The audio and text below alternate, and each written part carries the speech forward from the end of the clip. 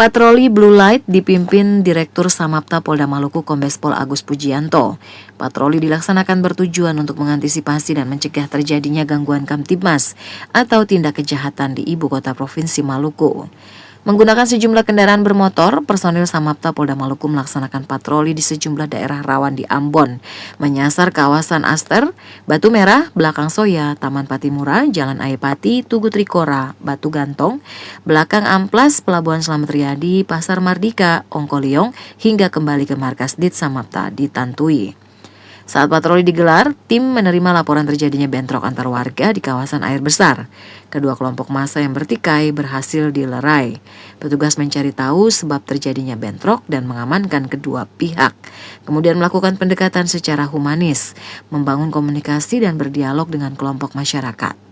Dalam kegiatan ini, para personil juga menyapa dan berdialog untuk menerima saran dan masukan dari masyarakat. Selain itu juga, tim menghampiri kelompok pemuda yang masih nongkrong di tengah jalan. Tim melakukan sosialisasi terkait call center 110 sebagai layanan pengaduan masyarakat kepada pihak kepolisian.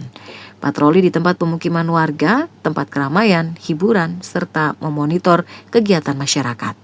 Polda Maluku mengimbau dan mengajak masyarakat untuk bersama-sama menjaga situasi Kamtibmas di seputaran kota Ambon. Patroli yang kerap dilakukan ini juga merupakan komitmen Polda Maluku untuk selalu hadir memberikan rasa aman dan nyaman bagi masyarakat.